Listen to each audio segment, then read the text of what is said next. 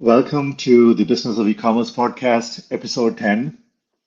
Today we're going to continue the discussion around Google ad campaigns. So last week, Dale and I spoke about Google ad campaigns and how if you're not careful, it can be one of the costliest mistakes that you can make for your business. You can burn so much money. So I was telling the story of 2021, how I had an agency and we spent a lot of money and then it turned out that it produced nothing, right? So if you're not careful, you can burn a lot of cash on it.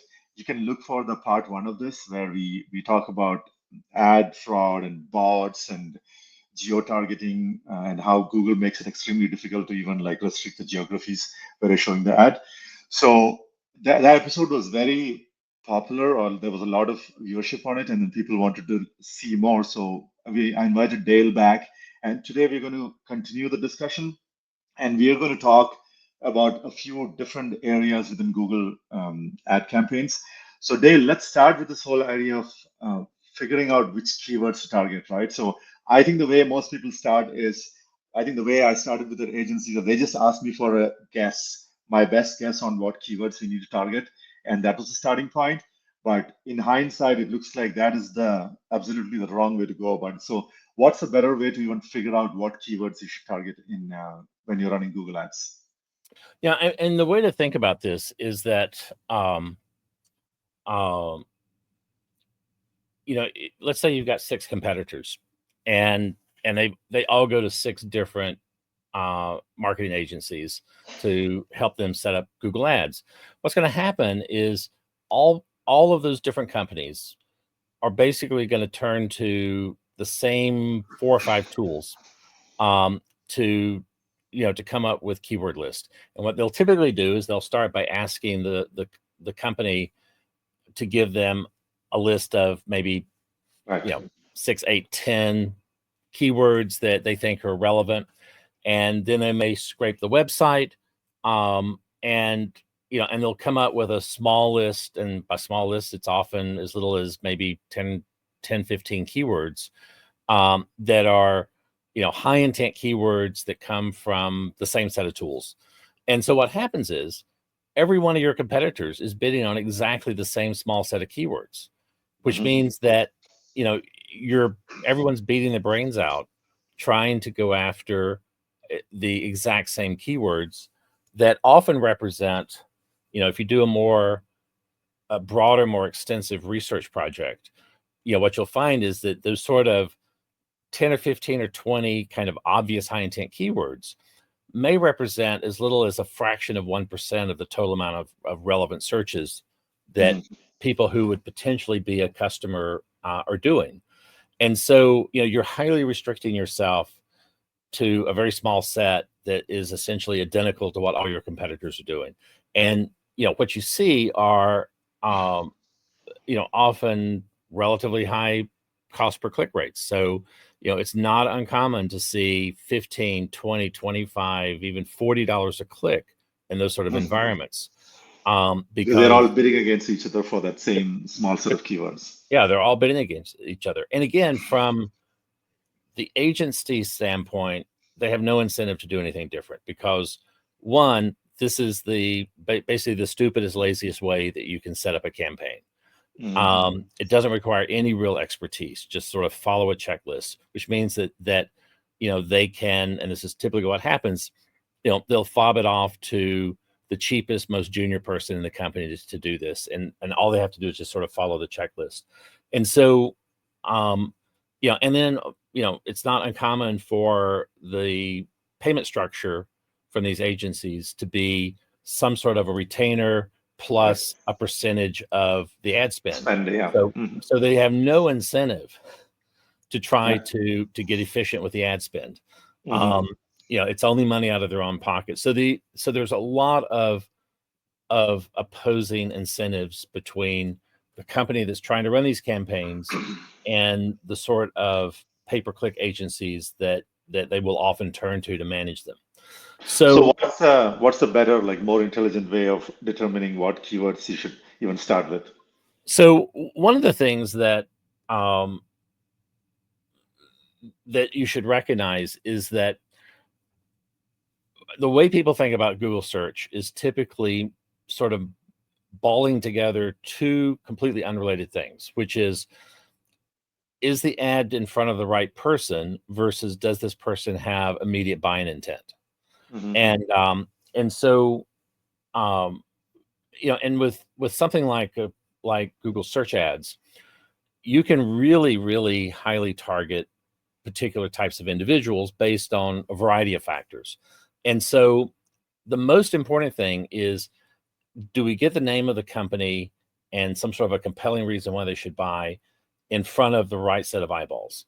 Mm-hmm. And then separately from that is, can we ideally catch their attention if they have high intent? But the other thing to keep in mind is that you can think of Google paid ads as being an extension of brand awareness as well, that we've talked about in the past. Mm-hmm. Because they're not buying right now today, if you structure the ad so that you're highlighting your brand identity in the ad, then you at least are exposing people who are likely going to be buyers in the future to your existence.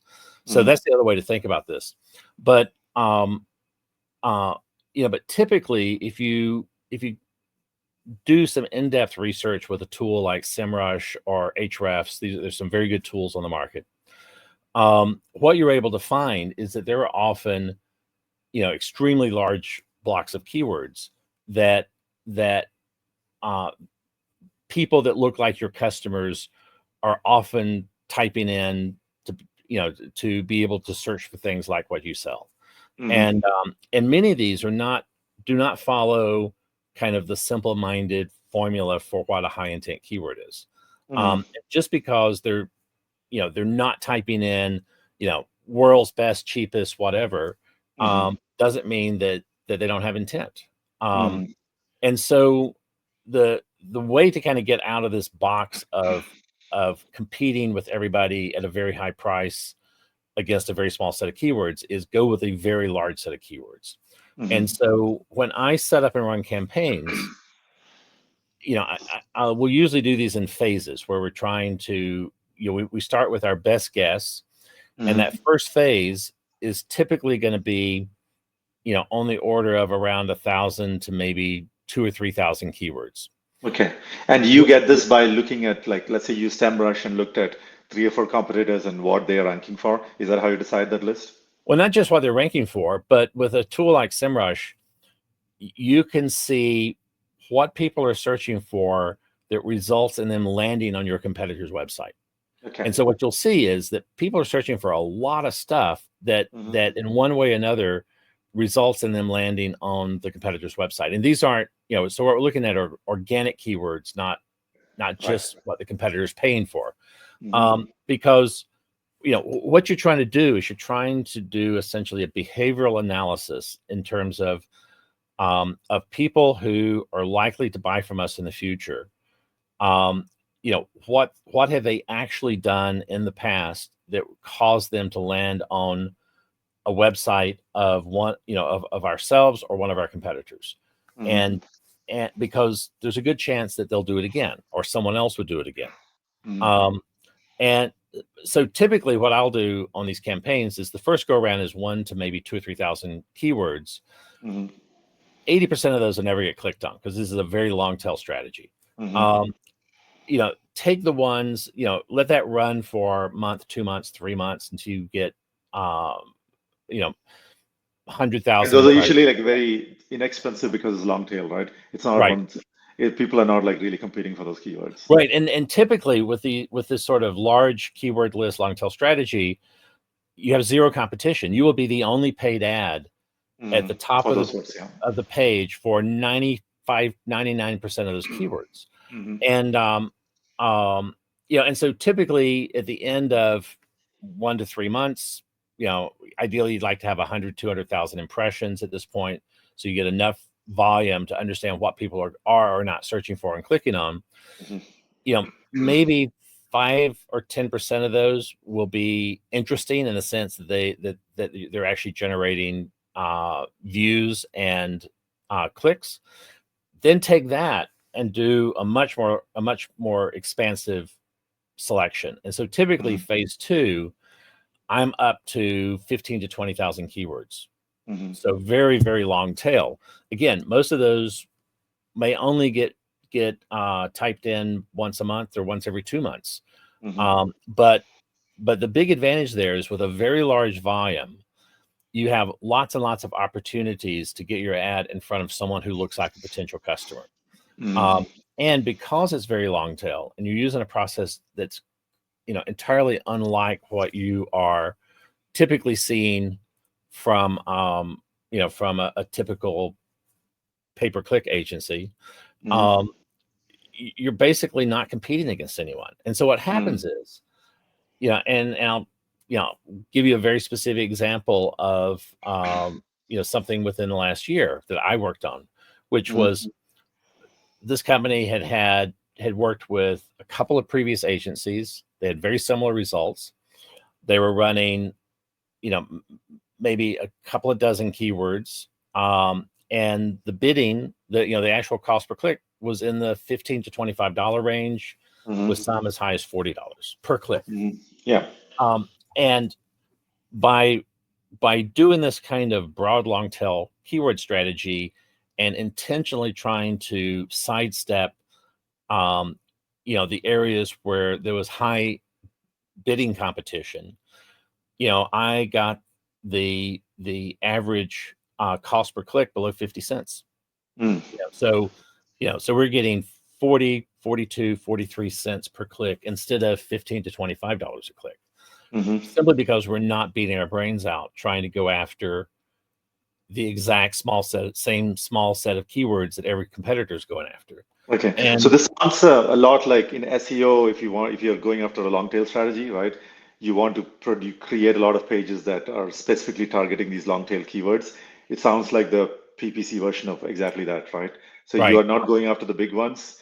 You're not trying to optimize for like the most expensive or the most difficult keyword in SEO. Instead, you're going after the easy wins and get a lot of easy wins. So sounds very similar to that on the PPC side. It very much is. And the research process is also very similar to what you would go through if you're doing a long tail SEO strategy with landing pages, focused on long tail keywords. The difference is you're taking that strategy and you're applying it toward a pay-per-click campaign. But here's the other thing that comes out of this is, if I've got 20, right now I've got a campaign running where we have 2 campaigns, 8 ad groups, 130,000 keywords total across the 2 campaigns. And so, very, very long tail. But what happens in here is that because you're throwing, you're exposing the campaign to an extremely large number of potential keywords, you're increasing the probability that you're going to find something highly unexpected. So you're going to find certain pockets of keywords that are significantly outperforming everything else. And so again, what I'm talking about in kind of the way I have set up and run these campaigns, a phase 3 of that campaign would be to try to identify these highly unexpected pockets of keywords and then expand on those, and as a result, you can find extremely high performing keywords in terms of click-through rates. And so, in this campaign I was just talking about, we've got 40 and 50 cent per click keywords where we're generating 25 to 40% click-through rates. Absolutely insane click-through rates. And because there are enough of these, because again, we're running very, very large keyword sets, no one keyword gets a lot of traffic.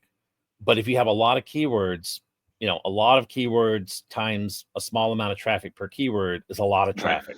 And so, so you can achieve your goals, but in ways with very high click-through rates, and so, I typically on a large scale Google ad campaign, I've done these for more than 20 years now. I did my first Google ad campaign in 2004. I will typically shoot for sub $1 click-through rates and 15% or higher.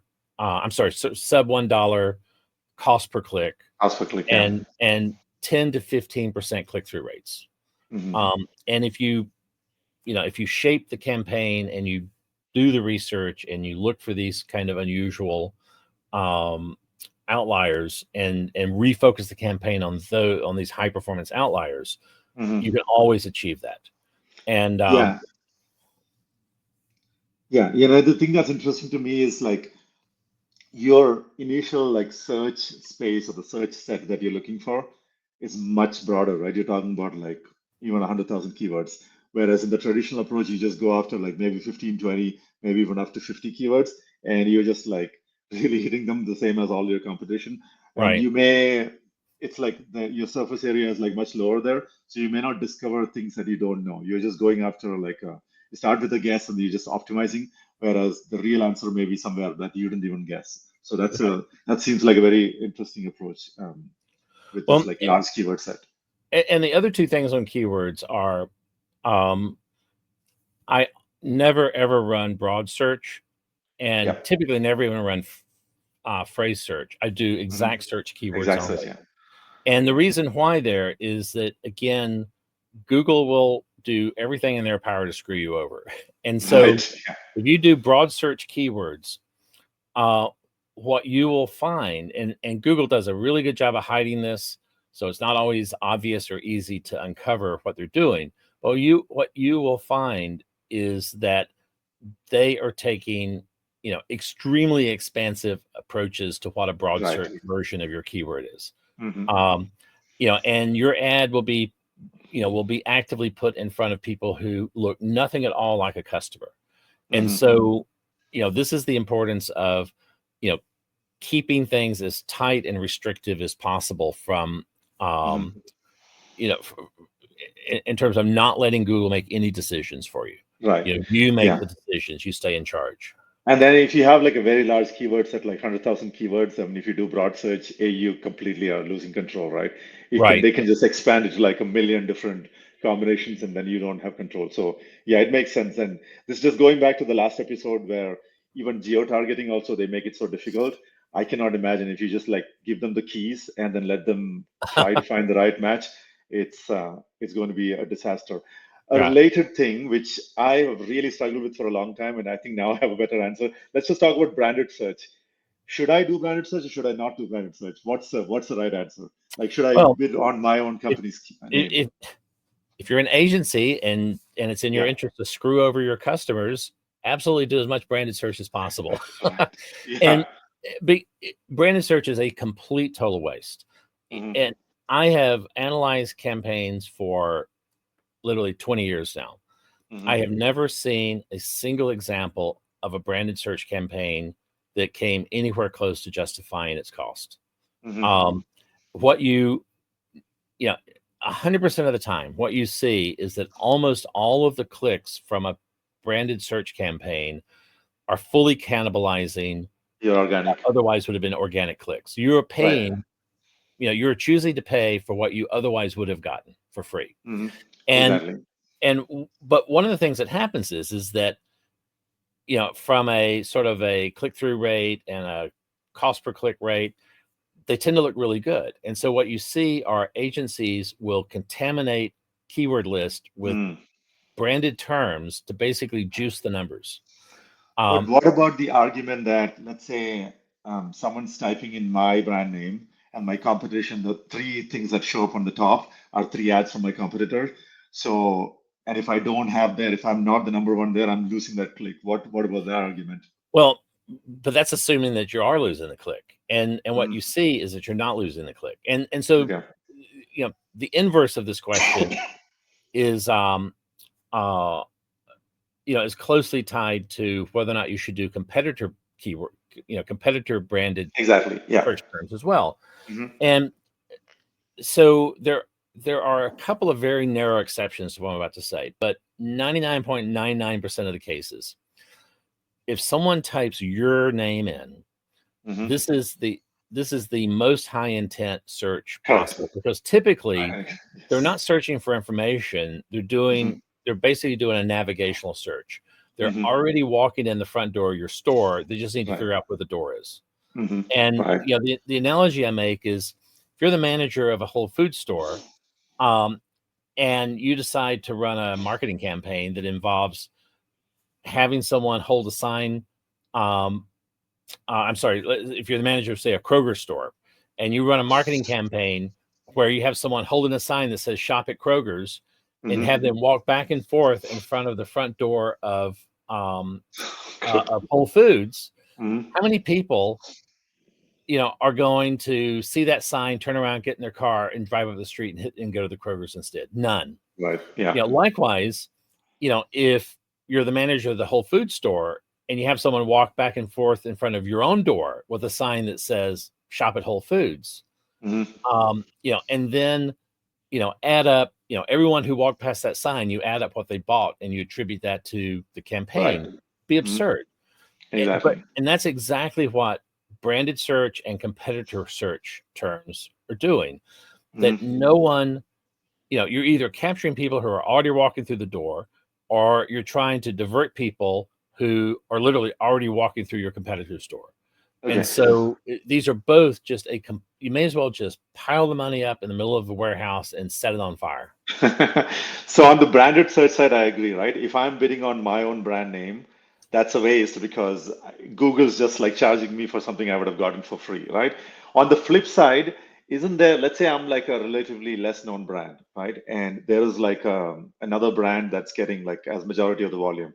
So by injecting my name as an ad right above their branded search, am I not getting like free, not free, like am I not getting like exposure so that customer, they probably wouldn't even have known that I exist. So am I not getting a click and then they can decide?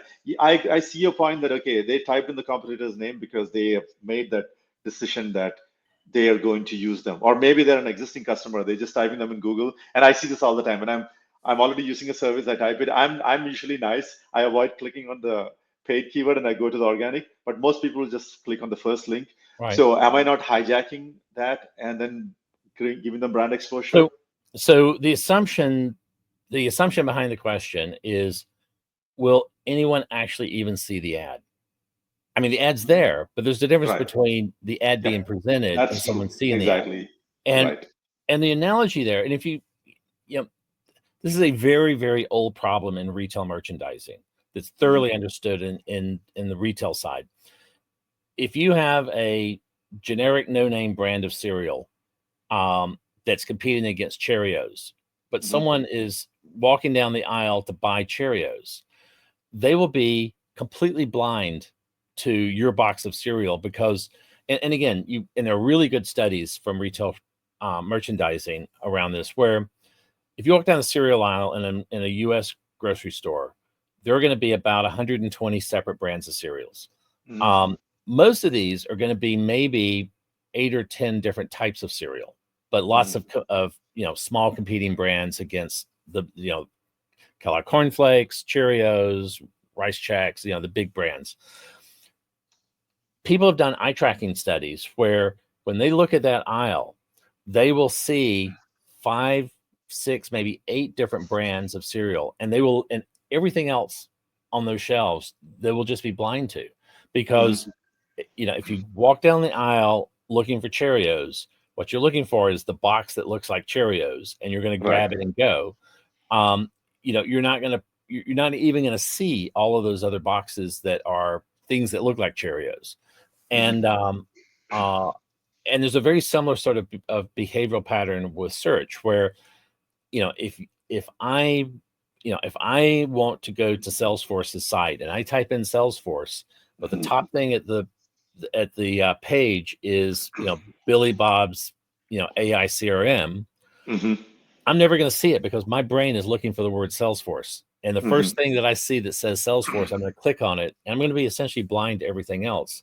And so again, there's not a downside to the competitor search, because the effect is no one is going to see it and recognize it and click on it.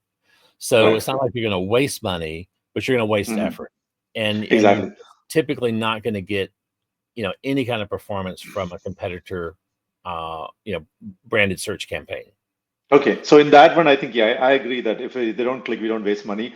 But the flip side of it, where I'm paying for my own keyword, that seems like a complete waste, because whoever's typing my keyword is clearly like interested in like what I have to offer. So by me displaying my ad, I'm just like giving Google, Right. I'm just like burning cash because two links below is my organic link which they would have clicked on anyway, right? And if So they're going to click on the competition, they're going to do that regardless. So whether right. whether there's a paid link on top versus like an organic link like below somewhere in the middle of the page, it shouldn't matter, right? Right. The one last sort of thing, jumping a bit to bidding and pricing strategy, budgeting strategies. One of the things that Google will do, and you really have to watch them closely, is so typically when I set up a campaign, I do no automated bidding. I want to have total, complete control over my daily budget and the ceiling on my cost per click. And I will generally start very low on the cost per click limits, and then only work those numbers up once I see evidence that I'm losing opportunities to present the ad because of the bidding levels. And I'll also then ask the question whether or not those particular keywords maybe should just be dropped from the list. If if I've got to pay $10 a click or $20 a click, do I really need, is it really justified doing that? But the other thing, and this is a really tricky thing, if the default setting when you set up a Google campaign is an open-ended end date on the campaign. So you set a start date. You have to actually like click to open up a hidden field to be able to set an end date at all. And so if you set, say, a $10 a day limit, that's your total budget limit. That translates to roughly $300 a month. So 10 times 30 days. What Google will do, if you have an open-ended, even if you put in an end date that's a month or 2 or 3 months out, or you leave that blank, what Google will do is they will attempt to spend your entire month's budget as fast as possible, and then they'll shut your ads off.